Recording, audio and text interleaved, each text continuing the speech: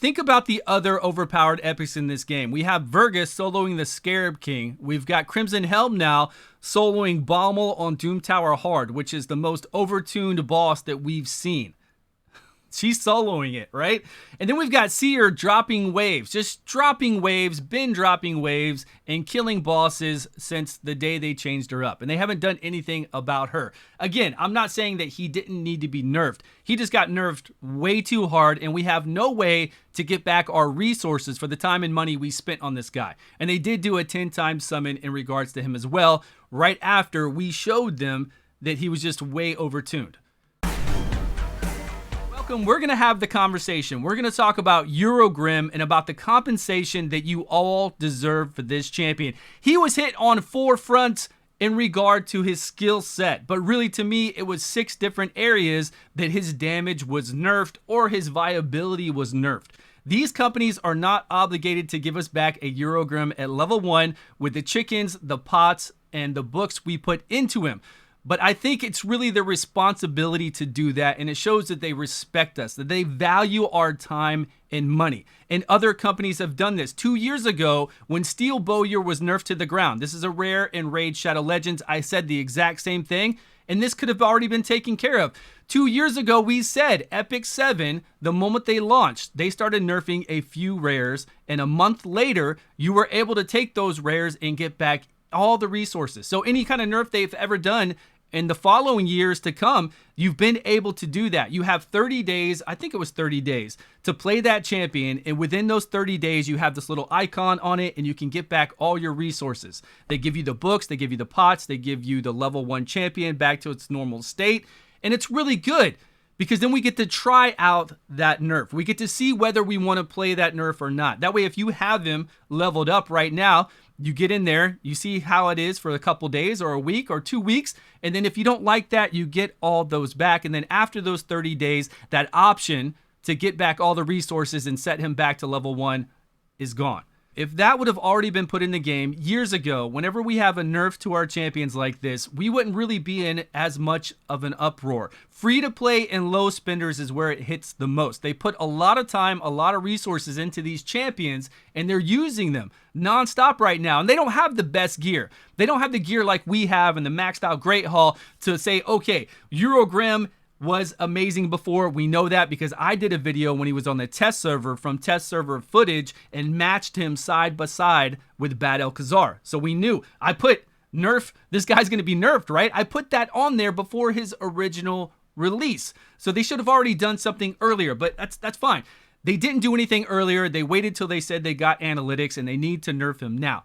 And if they were giving us back all those resources, and if they let us have that time to test them out, not just watch other content creators test them out, us test him out with our gear, with our Great Hall, the way we're using him. Let me test him out now, because now he's not as effective. If they already had that in the game, this would not be as much of an issue. Let's go look at Urogrim and see what he's like right now. And remember, Bad El-Khazar removes all debuffs from all allies, and in addition to that, his passive, you do 20% additional damage.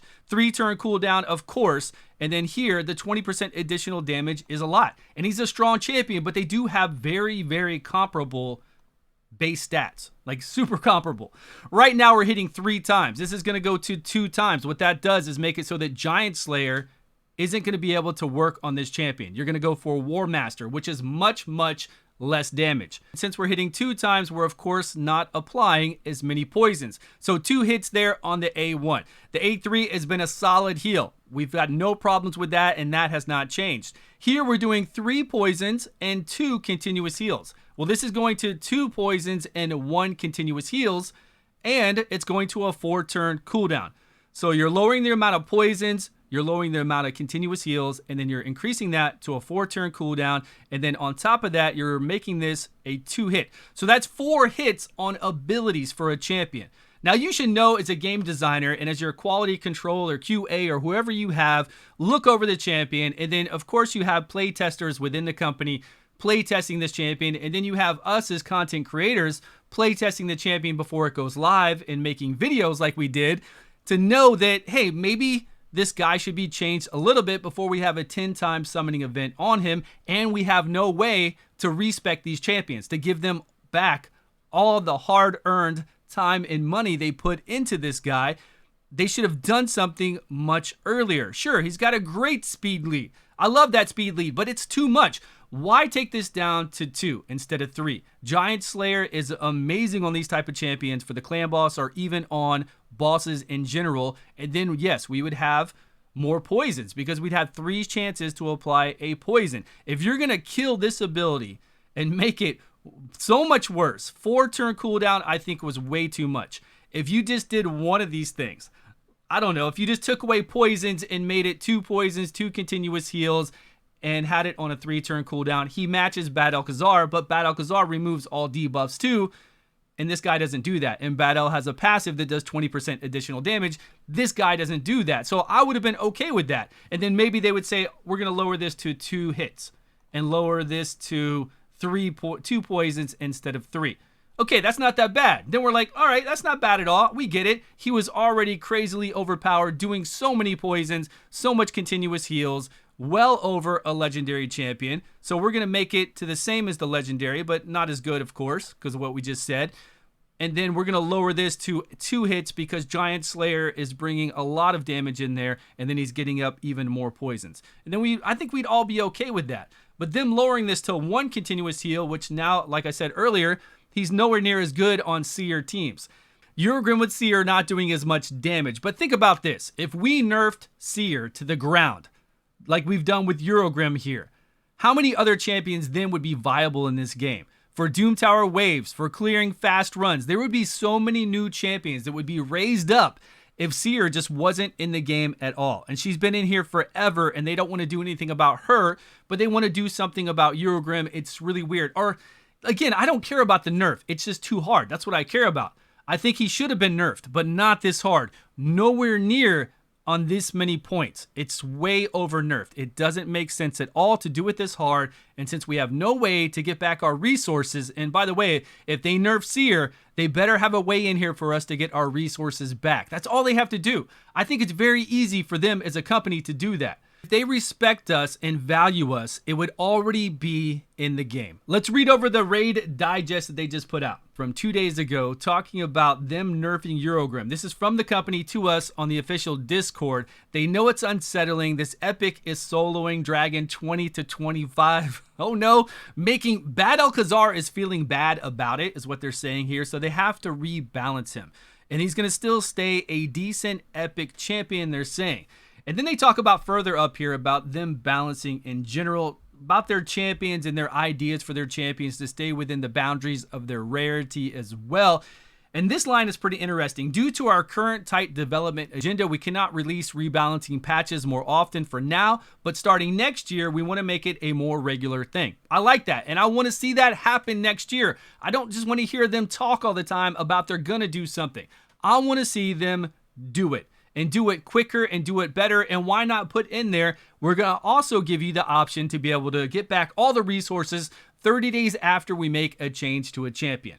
That way you can test it out, and if you don't like it, you can get those resources back. Okay, enough about Urogrim. Let's finish this out reading the rest of this. They're changing CVC schedule back to a Tuesday on October the 12th. I guess maybe it didn't work out for them for that Saturday. They tried it. I know a lot of you didn't like the Saturday, so maybe they saw slow sales.